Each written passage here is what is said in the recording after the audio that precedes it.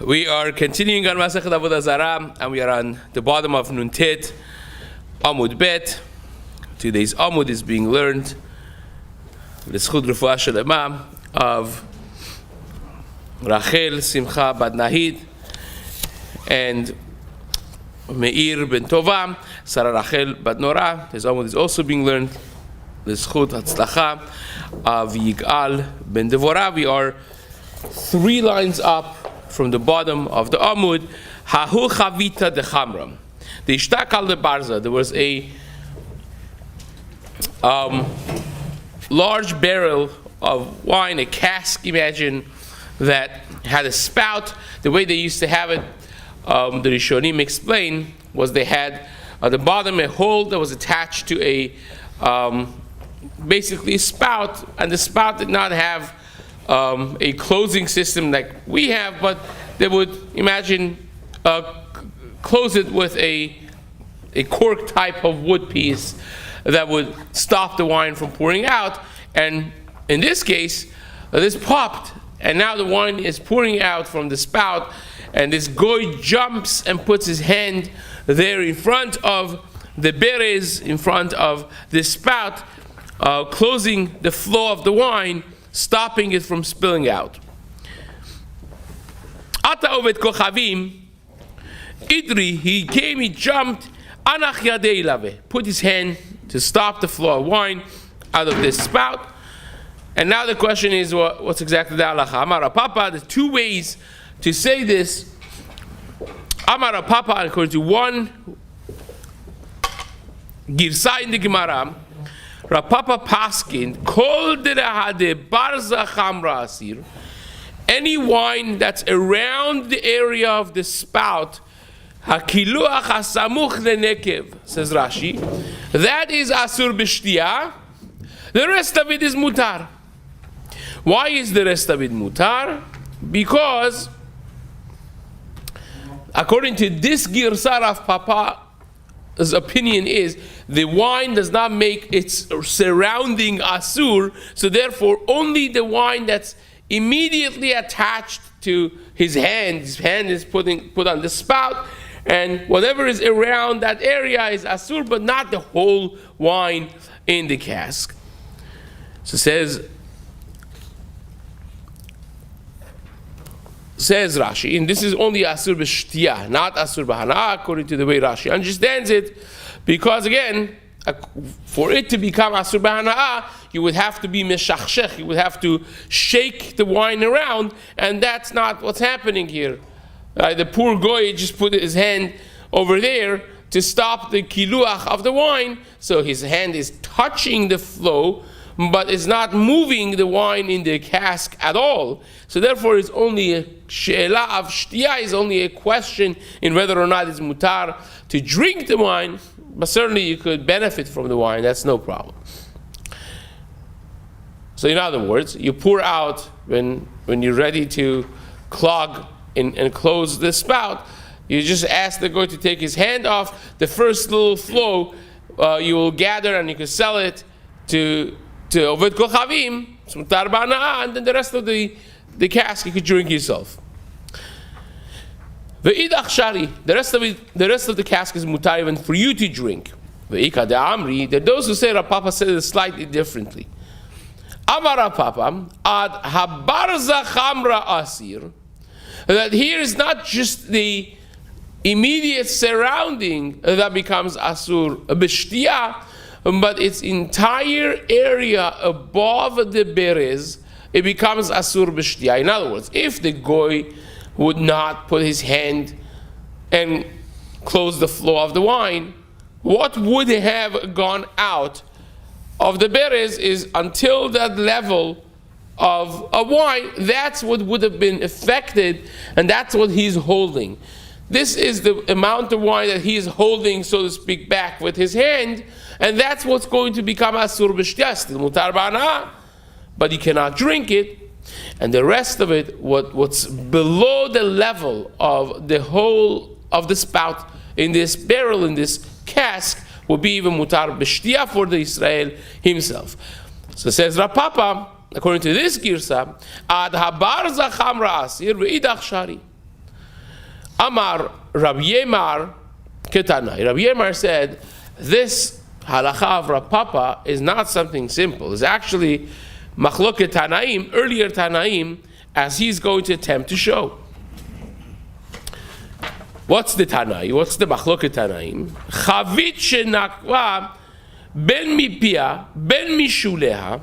If you have a cask that has a hole in it, whether it's on the top or it's on the bottom, uben misidea, so either the hole is on the top or on the bottom, or it's from the side. V'naga bot tvulyom. This is the Mishnah, Mishnah in Mesechet Tevulyom. Tevulyom is a person that has done his tameh, has done his tefillah, has gone to mikveh, and he is waiting for what we call Harav Shemesh. He has to wait until still nightfall, and then he becomes tahor. So he is towards the end of his process of tahara. He's gone to mikveh. He's still considered tameh until Harav Shemesh. So says the Mishnah in Tevulyom, if you have a chavit of wine, a cask of wine with a hole on top, on bottom, or on the side, and you have a Tevulyom that touches it, so now what becomes tameh? Does the whole cask become tameh? Does it become tameh partially? And he wants to be, Rabbi Yemar wants to bring a raya from here for our Gemara with Rav Papa. So what does the Mishnah say? Says the Mishnah, Nagabot Tevulyom metameah. If a Tevulyom touches this wine from any of these places, the wine, the whole entire thing is tameh.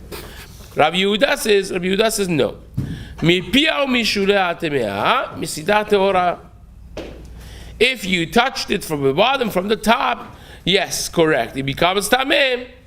But if you touched it from the side, the hole on the side, which is our case of Rav Papa, in that case, says the Mishnah, Tehora, it's tahor mikanu mikan, is tahor from the sides. So what does that tell you? That you see, the halakha of Rav Papa is not agreed upon by everybody. It's machloket tanaim. If you take a look at Rashi says in the third line, "V'kam le Rav Papa Rabbi Yehuda." Rav Papa holds like Rabbi Yehuda, which is now the Yechida, v'Yachid v'Rabim halacha k'Rabim. So the point of Rav Yemar is, you get excited about the halacha of Rav Papa. Rav Papa is really aligned with Rabbi Yehuda in Mishnayot. It's not a new shita. It is the same shita as Rabbi Yehuda in the Mishnayot in Tevulyom. And guess what? Rabbi Yehuda v'chavero halacha kechavero, right? It's over here is Yachid v'Rabim. It's even better. You have Yachid v'Rabim halacha kerabim. It's Chachamim and Rabbi Yehuda. Halacha is not like Rabbi Yehuda. So hence halacha would not be like Rav Papa over here. The pligi Rabbanan aleh ve'amri ben misidah ben mipia temeah the kulan chibur. The entire thing is considered mechubar. The entire thing is considered attached. And over here also, whether the wine that is below the level of the spout, whether the wine that is above the level of the spout, if the oved kochavim touches it, the entire wine becomes asur b'shitiyah, still mutar ba'anah, but the whole wine becomes asur b'shitiyah. So it says,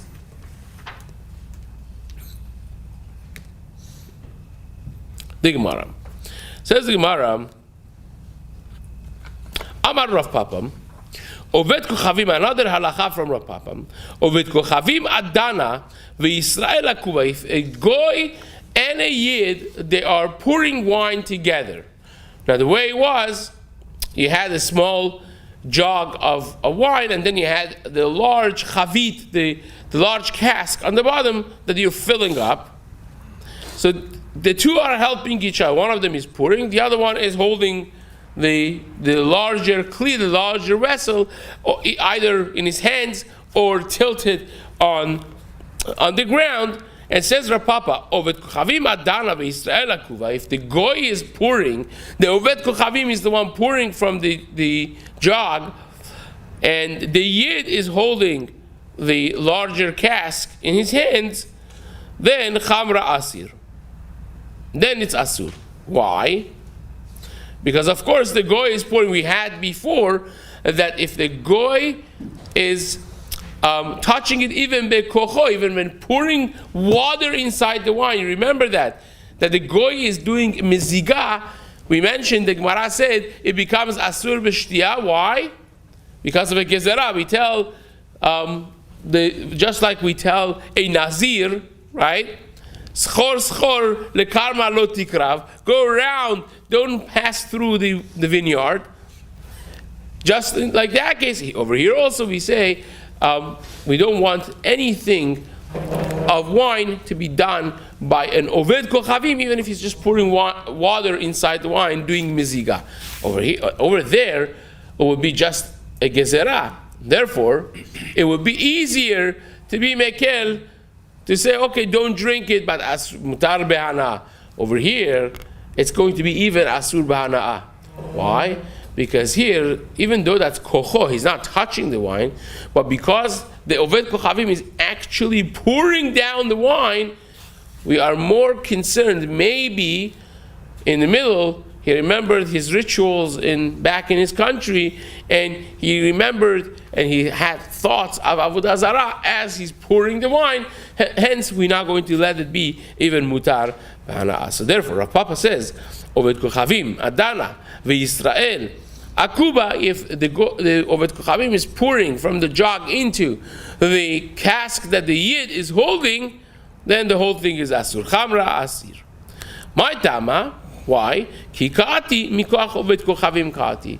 Even though that he's not touching the wine, but the flow of the wine is coming mikocho, it's kocho avegoy, and it will be Asur. And as we explained, even though the kocho would be just a chashash, when we spoke about the water being mixed, we mentioned the machloket of Rashba and Ramban and other Rishonim who feel that over there by the water, when you're mixing water if I'm pouring water inside the wine, it's not even kocho.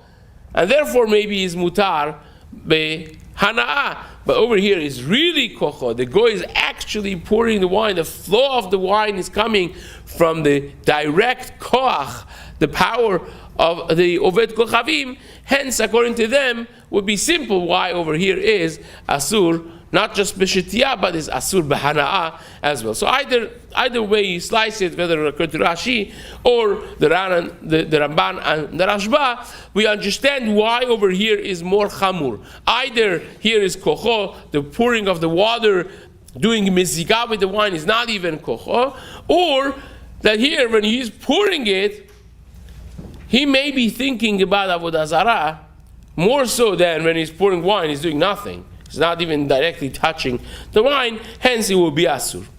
Now, the reverse case will be, of course, very different. Says Rav Papa, Yisrael adana ve'oved kochavim akuba. If you have it the other way around, the Jew is pouring from the jug, and the goy is holding the cask, then chamra shari, then the wine will be mutar.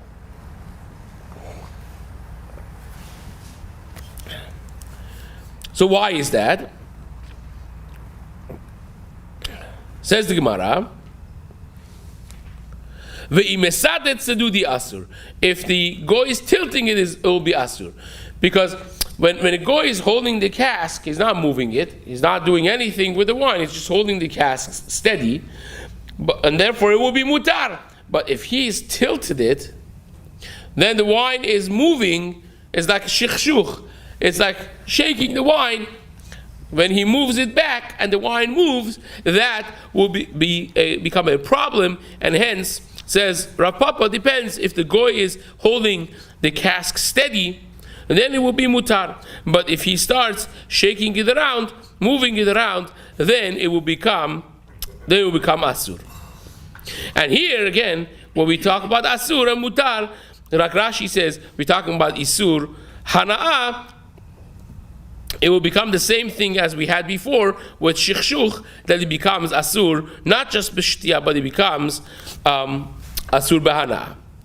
So it says, take a quick look at Rashi.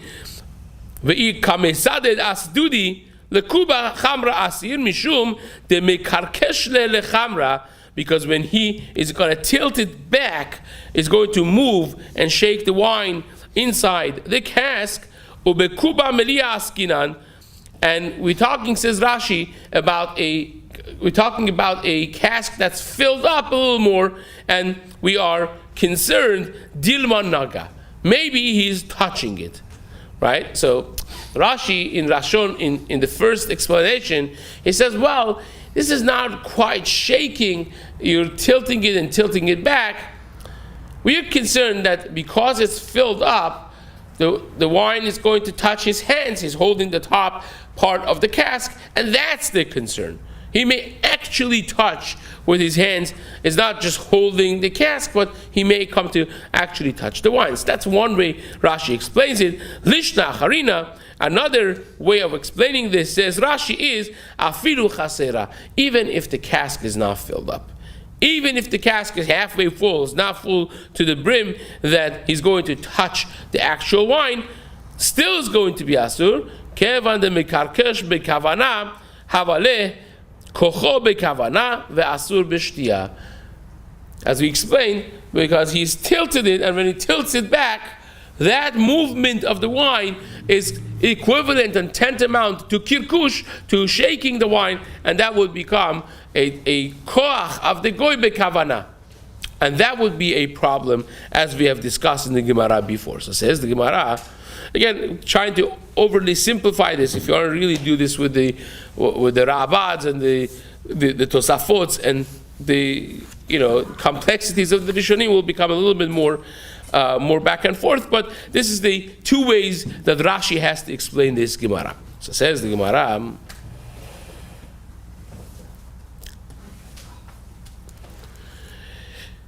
So Rav Papa said that if you do with a goy, depends who is on the bottom, who is on the top, who is pouring, who is holding the cask, and those are the halachot that we discussed. Now, another halacha, Rav Papa says, Amar Rav Papa, Hai ovet kochavim de dari zika v'kazi l'Yisrael achore. Imagine you're mashkiach temidi, you're watching a goy carry a barrel of wine. So you saw him the entire time. He didn't open it, he didn't drink it, he didn't touch it, he didn't put his hand inside and move.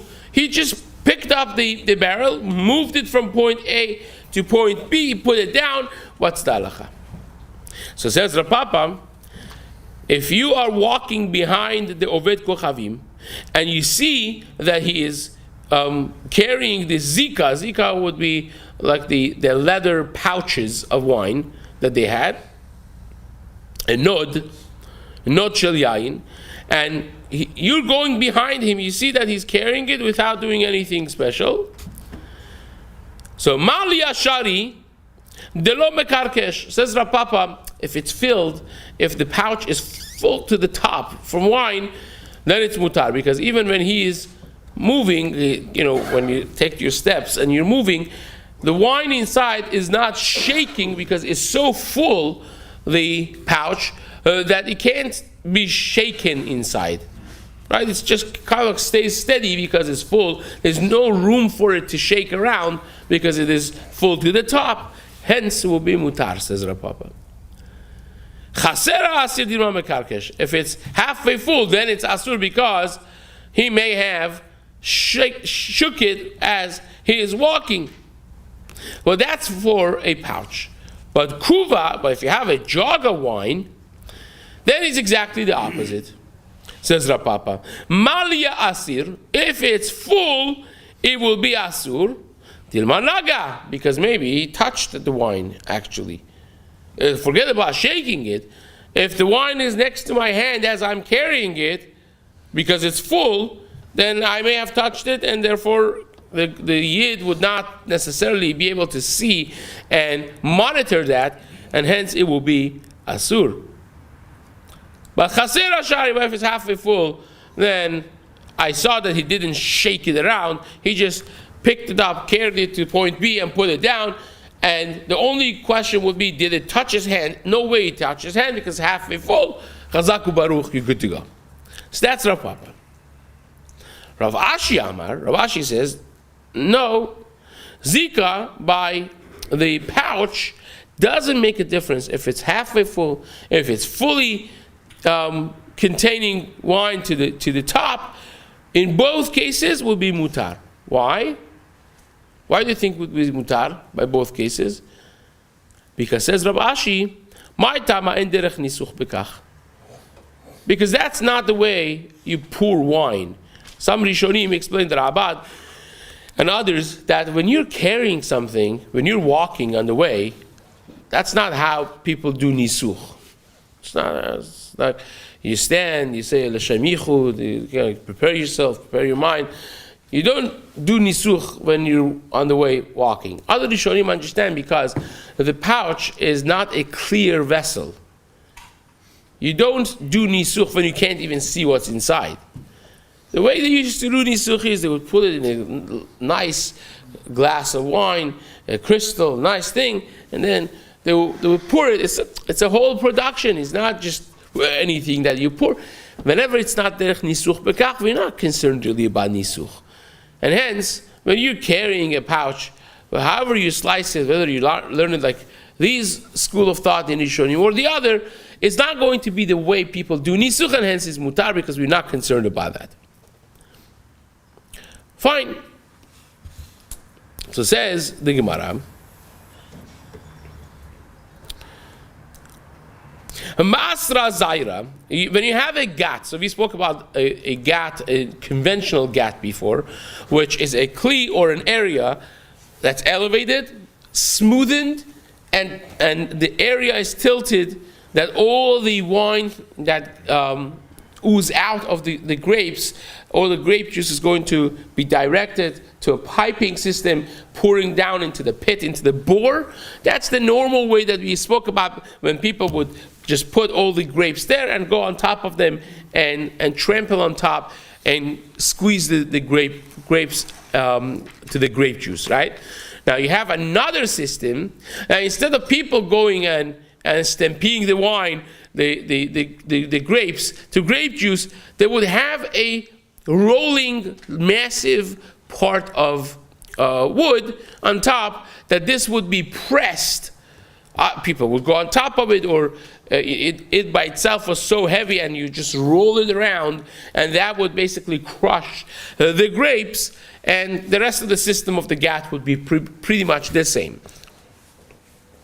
So beforehand, we discussed what happens when the goy himself is on top, trampling on top of the grapes. You remember that?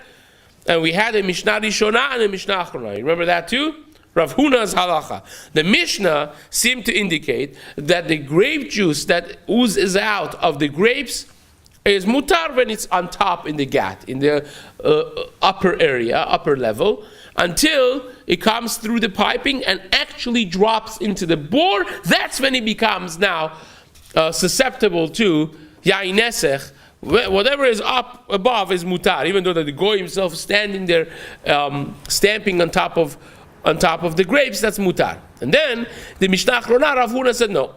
From the moment that it oozes out of the grapes, it already is susceptible to yain nesech, and that's the halacha at the end of the Gemara that we said.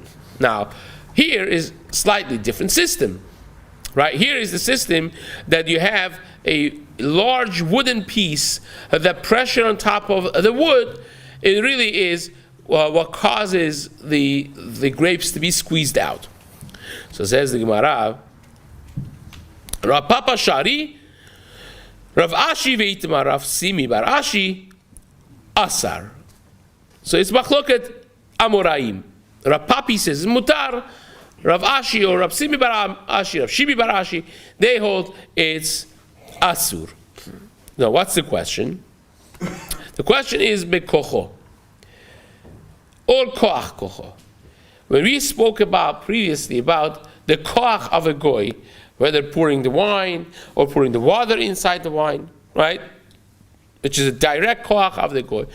You could have kocho or koach kocho. What's koach kocho? Imagine if I turn a wheel and that drops a weight. We had but what they used back in the day was a korah, was a very large, heavy, rounded piece of wood, log, that would fall on top of this thing and would pressure, hundreds of pounds of pressure on top, and it would squeeze the things. Now, if I go on top of the wood, right, that's my koach. Directly pushing down on this wood, that's kocho. If I drop a korah on top of it, right, my koach is causing another koach to move and to be effective, so that's koach kocho, it's a step removed. Now, the question is, which one exactly is, when you have a koach kocho or koach sheni, these things actually become very relevant in daily halachot. You think that this is like not so relevant, but it's actually very relevant when you open, for instance, a faucet of water, right? So my koach opened something right now, and now because of my koach, there is a flow of water, and the flow of the water that comes from the urn, the heating element in the apartment, in the house, now causes, because it's a security system, it used to not be like that in the 60s and 70s, and maybe even 80s, but now the standard of safety is that there's a vacuum system inside the heater. Every drop of water that goes out, a drop of water comes in, right? So you have this boiling pot of water, massive container of hot water, that's the supply of the hot water for your house. And now you open the hot water on Shabbat, right? You're not cooking. That water is already cooked. I'm not cooking that. But now the koach that I created over here caused a koach sheni for that drops of water to come in, cold water coming in, not because I care about those, but because I just want the content of this bucket to come out, because I need hot water now. I don't care about the rest of the hot. But every drop that I draw out, a drop of cold water gets cooked in this massive bucket of hot water. So is that considered kochok or koach kocho? It's a fascinating subject that B'ezrat Hashem we will discuss in the days to come.